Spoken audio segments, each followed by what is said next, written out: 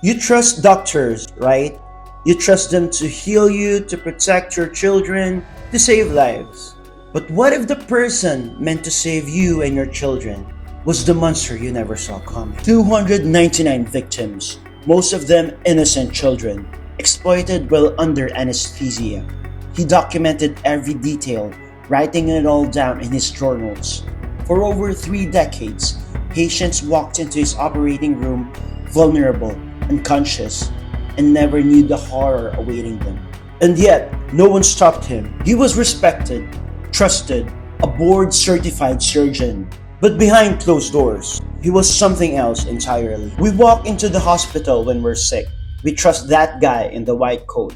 He's the one who's supposed to save us, heal us, make us feel better. We lie there on that hospital bed, drifting off under anesthesia, totally vulnerable. But here's the thing. We never think anyone would abuse us in a hospital. It's a place we go to get better, to be safe.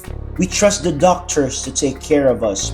The last thing we expect is that the person who's supposed to fix us could actually exploit us. For over 30 years, patients across France trusted Joel, a respected surgeon. He worked in many hospitals, wore the white coat, and was known as someone who saved lives. But behind closed doors, he was hiding a disturbing secret. By the way, if you're finding this story important, please like and subscribe. It helps us reach more people and make sure these stories are heard. My name is Chris, and thanks for being here.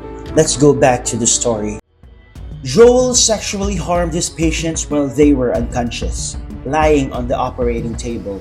They trusted him, but he took advantage of them when they were most vulnerable. And it wasn't just one or two victims. Police say there were 299 victims, 158 boys and 141 girls. The youngest was 1 year old, and the oldest was 70. Most of them were just kids, with an average age of 11 years old. This happened between 1989 and 2014 in hospital rooms where they were alone, asleep, and unable to protect themselves. His dark secret was finally exposed in 2017 when a 6-year-old girl told her parents that Joel had touched her over the fence between their houses. This brave confession led to a police investigation that uncovered the shocking truth. When police searched his house, they found over 300,000 photos and 650 visually explicit videos. Even worse, they found notebooks where he wrote down everything he did in sickening detail. In one of his notes, he wrote, "I am a sex offender, and I always will be." These notebooks helped the police find the names of his victims. Most of them didn't remember what happened because they were under anesthesia, asleep, or too young to understand. It wasn't until police told them years later that they realized what he did to them. One victim, Emily, was 9 years old when she had surgery in 1991. She didn't remember much about the operation, but she remembered feeling sad and scared after. "I cried a lot," she said. When she found out what really happened, she was heartbroken. She spent years feeling lost and confused, never really knowing why she's in pain. And now she knows the truth. This wasn't the first time Joel was caught. In 2005, he was arrested for explicit material involving young children and given a 4-month suspended sentence. He didn't go to jail. Even worse, he was allowed to keep working as a surgeon. His bosses knew, the French government knew, but no one stopped him. He continued to work in hospitals, trusted by patients and colleagues who had no idea about his past. Some of the victims are now adults, never knowing the nightmares that haunted them were real. Others were children, whose innocence was stolen before they could even understand what happened to them. The police knocked on doors, parents opened them, and lives were shattered. Your child, they were his victim. Some of the victims didn't remember. They were unconscious, drugged, or too young to understand, but their names were in his notebooks. Their pain was real. Joel stands trial, his face emotionless, his voice ice cold. He admits to the vast majority of the charges, but says he can't remember them all.